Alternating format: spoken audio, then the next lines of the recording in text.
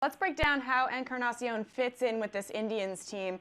What will be his primary position, and where do you see him batting in the order?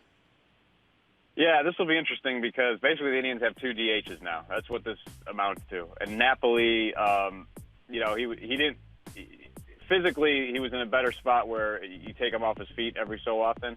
But he was a really solid defender at first base, and that made a difference for them. And now you got more of an iffy defensive proposition at first base. I mean, even if Encarnacion is solid there, it's a question of whether you want to play him there on a true everyday basis. If you go back over the last two seasons, the Blue Jays only started and finished 81 games over the last 2 years, so half a season over the course of two full seasons.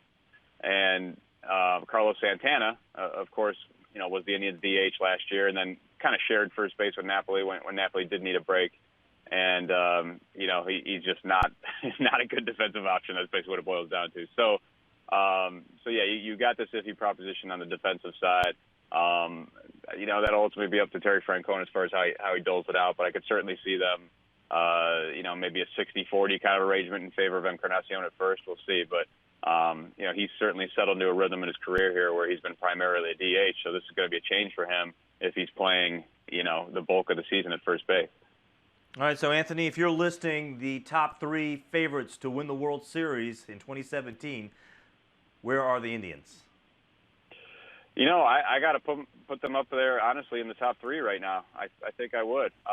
Number one? For me, it's not number one. I mean, I think the Cubs are number one. And that sounds easy to say, they just won the World Series, but the best might still be yet to come for the Cubbies, as strange as that sounds. I mean, to get Kyle Schwarber back for a full season, they're just so devastatingly deep, and it remains to be seen what else they do this winter. But I mean, they're stacked.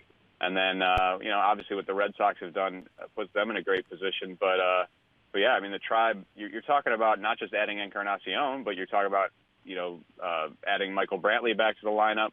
And again, this Encarnacion signing takes some of the pressure off of him, where you're not. Obviously, they want him to return to his old norms, but it's not like you're not totally wishing on stars there now. You have more of a sure thing in a lineup around him, so that's huge for him. And then they're getting Carlos Carrasco and Danny Salazar back healthy. I mean, those are some big additions. That's why I think maybe they're number one. That's seriously. I mean, they went to Game 7, extra innings in Game 7 with a shorthanded roster. Now you're talking about all of these guys coming back and adding Edwin Encarnacion.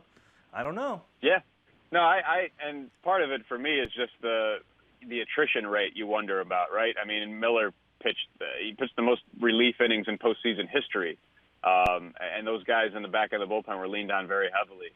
So, and then just any pitcher, there's the risk of injury. Anytime, you have such a strong look at the Mets, the way their rotation kind of fell apart in 2016, and it happened to the Indians late in the year.